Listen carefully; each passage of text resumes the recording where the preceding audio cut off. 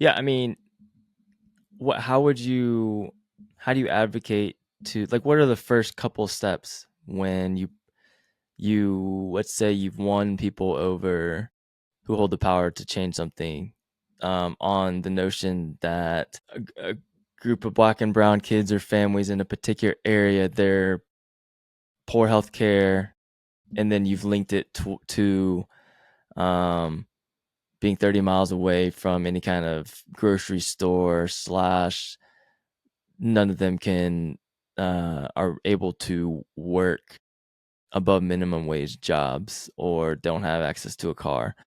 How do you, like, what are your initial steps in attacking that systemic issue or those multiple systemic issues and maybe explain it to uh, an average person's perspective? Because I think even if somebody that cares would hear that and be like, what am I going to do? How am I going to fix minimum wage and the transit system, and how am I going to, erect a grocery store closer to these people? Like, what can be done about that? Like, if you've actually convinced somebody that, oh, okay, I see how the quality of these people's lives is not just about going to doctor's appointments, but it's all these different factors.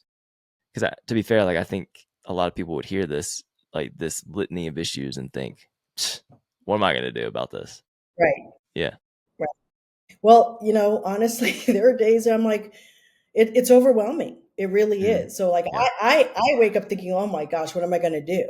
Hmm. But I would just say to at least start with look beyond individual stories and start looking at patterns, right? Just start looking at patterns. When black women with graduate degrees face higher maternal mortality rates than white women with a high school diploma, that's not Mm, black women failing to care for their health while they're pregnant. that's It's good. evidence of systemic failure. Mm, And so skepticism comes from narratives that minimize or deny racism's impact. But those health outcomes don't lie. These disparities are measurable, they've been documented, and they've been persistent over time. mm.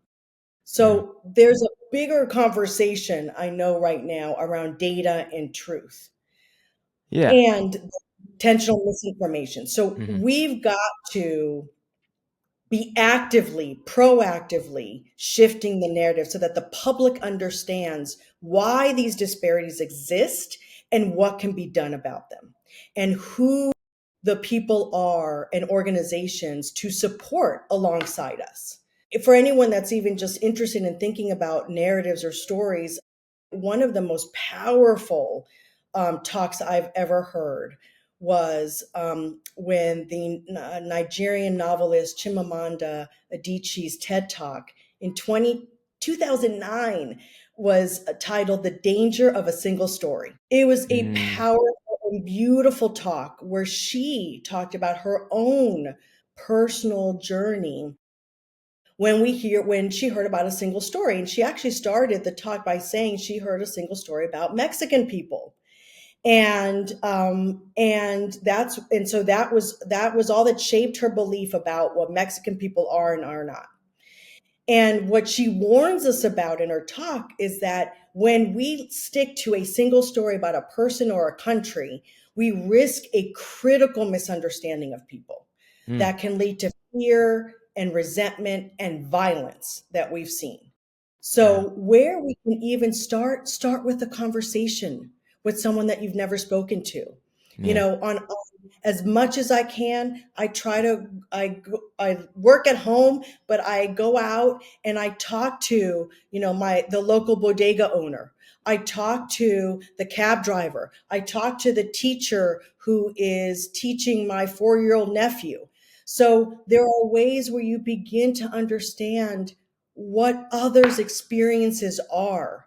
And that then helps to inform and shape, like, wow, I thought X, but really what I'm hearing is Y. It's Mm, not the truth in what I'm hearing from people. yeah. And so we've got to break out of this isolation that we've been in and start connecting with people again.